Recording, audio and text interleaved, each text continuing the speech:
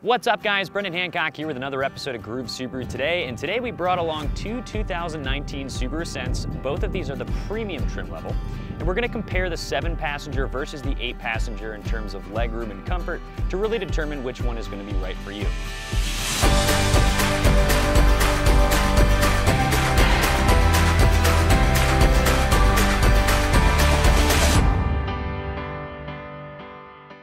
Now, before we start this video, it's important to note that some trim levels only offer one configuration. For example, the base trim level will only come with an 8-passenger configuration, and the touring trim level will only come with a 7-passenger configuration.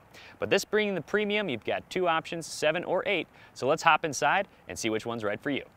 So we're gonna start off with the 8-passenger first, and one thing I noticed right away, these are the cloth seats. So this is the first Subaru Ascent that I've sat in that does have cloth. Everything else that I've been in is either a limited or touring model.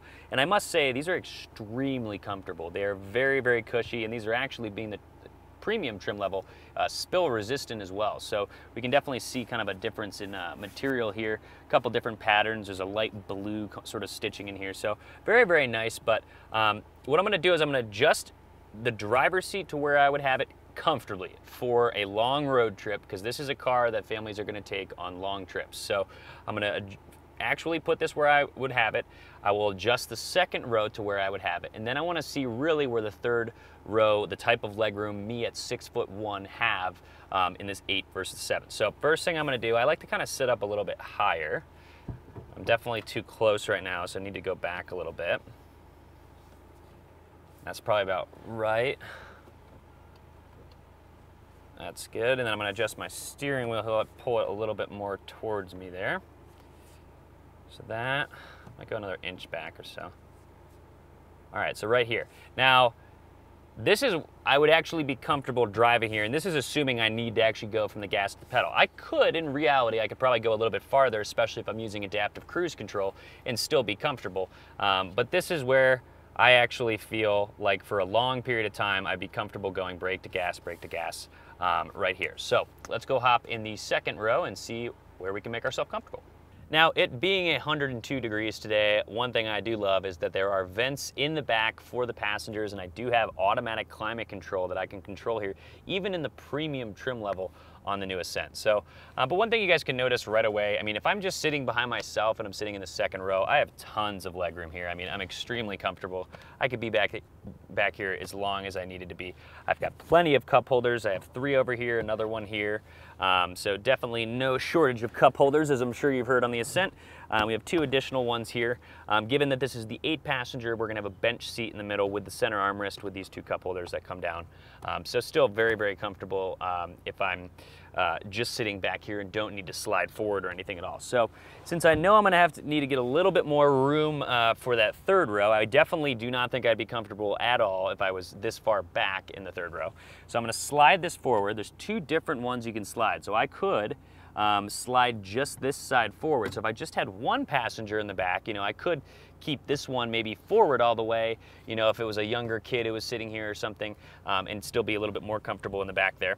But I'm gonna put this where I would have it, and I can also recline a little bit as well.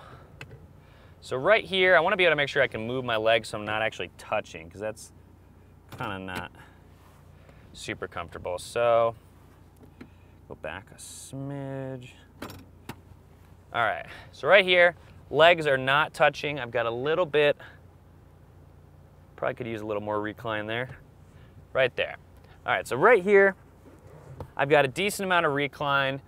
I'm comfortable here. My legs aren't really touching at all. So I think that here I would be comfortable for several hours on a road trip at 6'1". Now, what does that mean for the third row? Let's go take a look.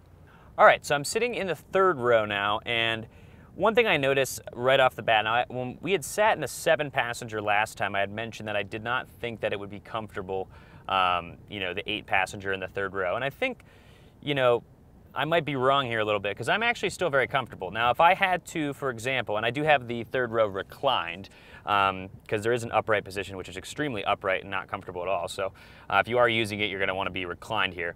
But I am actually quite comfortable here. I do not think it is physically possible with adults back here to fit 3 adults for any extended period of time. You know, you could probably crunch back here for, you know, 30 minutes, you know, at most really to be uncomfortable.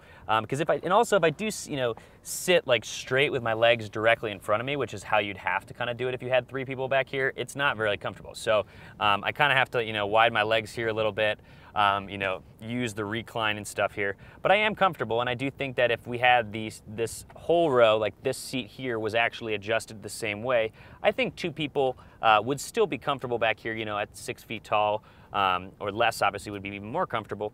But I do think you can fit 2 adults back here. I do not think that you can comfortably fit 3 adults, although I think younger children, probably up to like 5 feet or something like that, you know, you could probably fit back here quite comfortably. But even back here, these seats are very, very soft. I have tons of cup holders, little trays for things. You can see the attachments that they have for if you have nets and stuff back here that you're tying things down if these were to have fold down. There are outlets and stuff back here. The USB ports that we did see, as well as the 12 volt that we did see on the touring trim level, you can see the outlets for them, but those would be Subaru certified accessories that you need to purchase. This one does just not come with them straight from the factory. So, but very comfortable. I have vents back here, I have dome lights. Yeah, I mean, overall, quite comfortable, but let's see how this compares to the 7-passenger. All right, so now we're in the 7-passenger Ascent, and you can see kind of the difference too. This is the ivory interior, so if you guys kind of want to take a quick look at this. Other things that are different, I mean, most of this is going to be the same. We don't have navigation here or anything. We don't have the air-conditioned seats like if you saw our touring trim level video here, but still very nice. We don't have leather here. This is going to be sort of carbon fiber composite, you know, here, but still that same ivory color. So, but let's get this seat adjusted where we'd actually want it. Now, as I mentioned when I was in that 8-passenger, I could be comfortably a little bit farther forward if I'm using adaptive cruise control and I don't need to constantly go back and forth between the brake and the gas, but I'm gonna adjust this so that it would be as though I was just driving around town and then also could be comfortable for a long trip. So let's get this adjusted. I like to sit up a little bit higher, get that more SUV-like feel, which you very much get in this car. Move this a little bit more towards me. So it's fully telescopic. It is manual. You'd have to push the lever down and everything. A little bit too close here. All right, cool.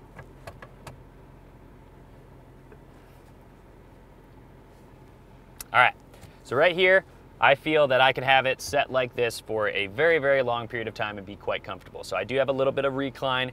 I could obviously, if I really needed to squish some people in, could come a little bit more forward, but here I'm actually comfortable. I'm not like hurting, I wouldn't hurt my ankle, you know, here after a couple of hours or anything like that. So let's go hop into the captain's chairs in the second row.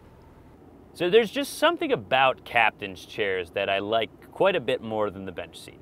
You can see I have a lot of space back here. These seats do recline a ton. I could be back here for a very long time and be extremely comfortable. I think I could easily sleep in these chairs, which is one of the things that makes long road trips much more bearable. So now I have this reclined all the way. I have this pulled back as long, you know, as far back as possible. But if we're trying to get into the third row, probably not gonna be doing that. So, oh, that was aggressive. All right, so I'm gonna put this to where I'm actually would be able to be comfortable here. I'm obviously not gonna be able to go full recline here, but I'm still gonna have some recline and to make it bearable for the third row, but everyone is still comfortable. So let's slide this forward here. Now, as I mentioned previously too, the touring trim level will come exclusively with these captain's chairs. They'll have the brown leather interior. But on the premium trim level as well as the limited, you have the option of either the captain's chairs or the bench seat. And one thing I did notice here, and I don't know if this is consistent across the board, since in the bench seat you have 2 cup holders that come down, you don't have the cup holders that are down here. So if you have the 7-passenger, you have a built-in kind of cup holder thing here. It's designed a little bit differently on the 8-passenger where your outlets and everything and your USBs are a little bit lower. So just a little bit different design there. But all right, so here I have my knees are not touching. I could probably go, let's try. All right, so this is kind of like, I could be here for a long time if I needed to. Sometimes it looks like it kind of brushes my knee a little bit, but for the most part, very comfortable. Now let's get a little bit more recline here because that's a little more comfortable. All right, so this is comfortable. This is gonna be comfortable for a long road trip. I'm probably reclining more than necessary.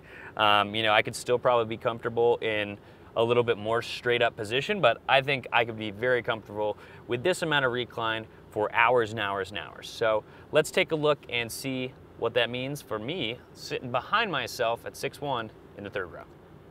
So just like in the 8-passenger, I don't think that you would be comfortable back here with 3 6-foot adults for any extended period of time.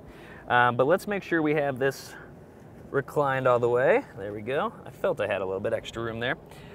So very, very comfortable back here. I think personally that the 7-passenger, and I know that we don't have this seat pulled back, but it would make no difference because my leg wouldn't even touch that. But the nice thing about the 7 passengers in the captain's chairs is you do have this little pass-through here, and so I think that if you have 2 adults back here, each of them's able to put kind of their inside knee in this area here, which really makes a pretty big difference on a long road trip. Because if you have 2 people kind of like wide spreading their legs, obviously there'll be like some overlap there. So I think at the end of the day, if you're trying to decide which one to go with, I think the 8-passenger is great if you have younger children, maybe a couple adults in the front, a kid in the middle, and then some 3 kids back here if you needed to. I'd say probably anyone drastically over 5 feet would probably not want to put 3 people back here for any extended period of time. But in either the 7 or 8-passenger, I think 2 adults can fit back here comfortably. I think the 7-passenger, if you're trying to put adults back here that are taller, is definitely a more comfortable option if you're doing that for longer periods of time. The nice thing is that on the premium and limited trim levels, the ones that you can get either a 7 or an 8-passenger configuration, it is a no-cost option. So there's no sacrifice really money-wise or any sort of compromise you have to make. If you're not going to be filling the car with 8 people, the 7-passenger might be the better option for you. So at the end of the day, it's really just a matter of, are you going to be putting mostly kids in here, some adults, some kids, all adults? Really, I think the 7-passenger is better for larger people if you're going to be putting them back here. And I think it's more comfortable in the second row as well. I think captain's chairs in general, they feel like they recline a little bit more. They're more comfortable, probably easier to fall asleep on. So I would personally choose the 7-passenger. But if it's all kids, I'm sure they'd be comfortable. Thank you guys so much for watching. Hopefully you guys have found this video to be helpful. The new Subaru Ascent is the vehicle I have been most excited about, and I absolutely love driving this every single time I get behind the wheel. If you guys have more questions and more videos you'd like to see on the all-new Ascent, please leave them in the comments and we'll get to you as soon as possible. And if you haven't done so already, subscribe to our channel for more videos like this. Thanks for watching. We'll see you guys next time on Groove Subaru Today. Take care.